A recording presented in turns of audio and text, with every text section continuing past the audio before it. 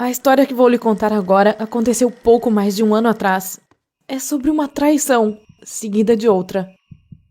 Sabe quando a gente se identifica muito com alguém? É como se houvesse uma conexão invisível que faz esse alguém adivinhar o que você está sentindo ou pensando sem que você diga uma só palavra. É exatamente isso que aconteceu entre mim e meu pai. Lembro que uma vez dei a ele uma daquelas canecas horrorosas de café que eu mesma tinha feito. Na época, eu tinha uns 8 anos e fizemos aquelas canecas na escola para o Dia dos Pais. Enfim, meu pai gostou tanto dela que desde aquele dia só tomava seu café nela antes de ir trabalhar.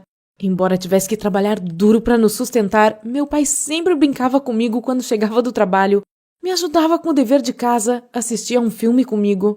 Enfim, fazíamos um monte de coisas juntos. Toda sexta-feira ele trazia flores para minha mãe e todo sábado ele acordava cedo para fazer panquecas deliciosas para todos nós. Mas um dia nossas vidas mudaram. Meu pai foi demitido. Ele sempre dizia que nada acontece por acaso. Disse também que já não estava gostando tanto do seu emprego e eu via que ele estava triste. Ele continuou procurando outra vaga, mas é difícil encontrar uma colocação no mercado de trabalho quando se tem quase 50 anos de idade. Havia 2 meses que meu pai estava desempregado quando um velho amigo da minha mãe chegou na cidade e ela o convidou para jantar na nossa casa. Ele ficou encantado com a decoração da nossa casa, principalmente com os jardins. E quando soube que minha mãe é que havia feito tudo aquilo sozinha, disse que ela tinha um talento incrível. Na verdade, ela ficou boa nessa coisa de paisagismo, depois de participar de vários cursos na internet especializados nisso. No fim do jantar, nós ficamos sabendo que a empresa do amigo da mamãe iria abrir uma nova franquia na nossa cidade, então ele a convidou para decorar o escritório. No começo, foi estranho ver meus pais decidirem que agora era a vez da minha mãe ganhar dinheiro e do meu pai ficar em casa cuidando de mim e da casa. Mas pelo que entendi na época, aquilo era uma espécie de férias para minha mãe, pois ela não estava feliz sendo apenas uma simples dona de casa. Logo, minha mãe começou a trabalhar todas as manhãs e meu pai fazia todo o serviço de casa, cozinhava, me levava à escola e até se juntou à associação de pais da escola. Para falar a verdade, meu pai se saiu muito bem, até melhor que a minha mãe, pois ele era mais calmo que ela e sempre me ajudava com os trabalhos da escola, explicando alguma coisa que eu não tivesse entendido, sabe? Era como se esse fosse mãe e pai ao mesmo tempo, enquanto minha mãe tinha meio que deixado de ser mãe, de certa forma. De vez em quando, ela chegava em casa muito tarde, tão tarde que eu já estava dormindo, e quando eu acordava, no dia seguinte, ela já tinha saído para trabalhar. Mas sempre que estava em casa, ela parecia cansada e irritada, e sempre pensava só no trabalho, então nunca tinha tempo para mim.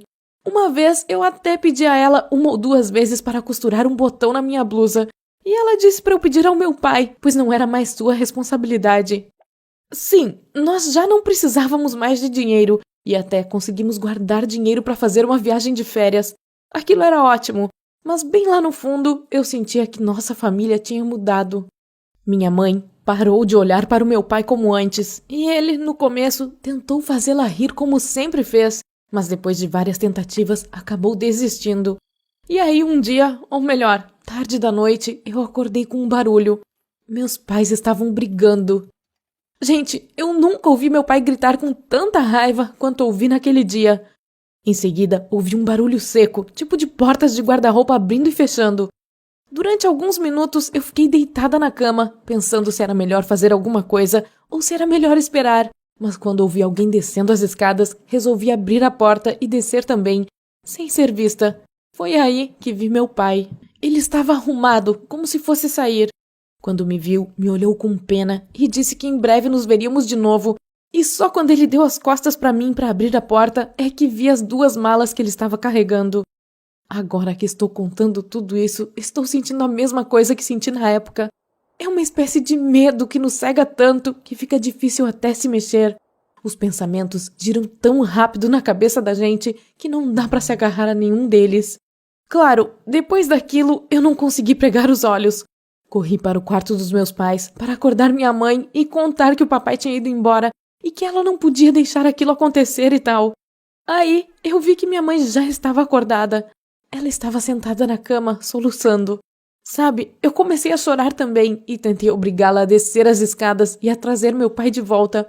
Mas ela só ficou lá, sentada, sem reagir às minhas palavras.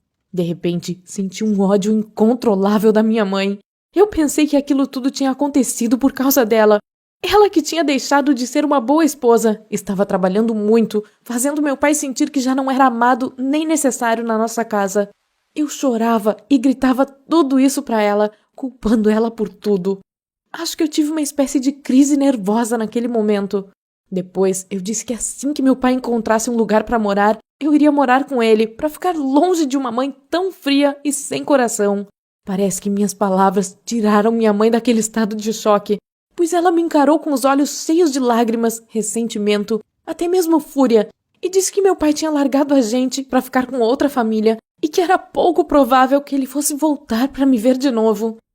Nem vou tomar seu tempo contando como meu mundo desmoronou quando ouvi aquilo, pois acho que já está bem óbvio. Naquela noite, eu dormi chorando, depois de pensar e repensar em tudo o que havia acontecido. E de manhã, assim que acordei, decidi que apesar de amar meu pai, naquele caso, eu tinha que apoiar a minha mãe. É por isso que 2 dias depois, quando meu pai me ligou para conversar, eu não quis atender o celular. Acho que eu estava chateada com ele e até sentia culpa por tê-lo ignorado e por estar fazendo ele sofrer. Mas eu tinha decidido castigá-lo por sua traição. E foi assim que torturei meu pai e a mim mesma por mais algumas semanas, até descobrir que eu estava totalmente enganada. Tudo aconteceu mais ou menos uma semana depois que meu pai foi embora.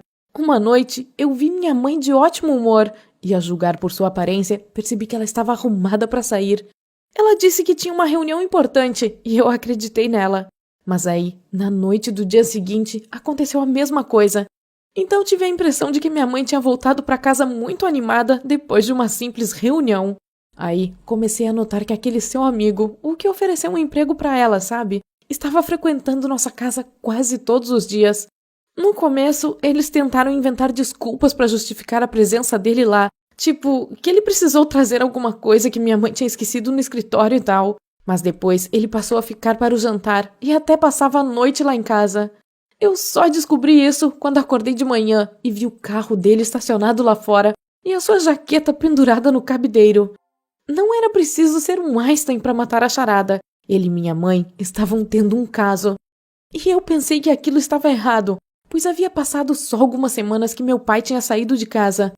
Tentei conversar com a minha mãe sobre aquilo, mas nossa conversa se transformou em discussão. Minha mãe disse que eu era muito jovem para mandar na vida dela. E eu disse que, indiferentemente do que meu pai tivesse feito, ela não tinha o direito de se comportar daquela forma. Aí, de repente, ela disse que meu pai não tinha feito nada. Ela é que tinha colocado meu pai para fora de casa, para ficar com o homem que ela amava de verdade. Pela segunda vez, meu mundo virou de cabeça para baixo. E mais uma vez eu me dei conta de que um dos meus pais tinha me traído e desrespeitado os meus sentimentos. Claro, eu pedi perdão para o meu pai por ter ignorado ele durante todo esse tempo, por ter sido mal educada e por ter pensado que ele é que tinha destruído nossa família. Ainda bem que meu pai tem um coração enorme. Ele me abraçou, disse que não estava com raiva e que não importa para onde a vida o levasse, ele sempre estaria ao meu lado. Agora que o processo oficial de divórcio terminou, como meu pai ainda não tem uma vida estável, o juiz decidiu que eu devo morar com a minha mãe e visitar meu pai em horários pré-estabelecidos. Pois é, eu preferiria que fosse de outro jeito, mas o que me consola é que minha mãe anda sempre muito ocupada com o trabalho e com o namorado. Então, eu acabo tendo que dormir na casa do meu pai quase toda sexta. E aí, ele prepara aquelas panquecas deliciosas para mim, assim como fazia quando morávamos todos juntos. Espero que vocês tenham gostado da minha história, pessoal. Fiquem à vontade para compartilhá-la com seus amigos. E inscrevam-se no nosso canal para assistir a outras histórias interessantes que acontecem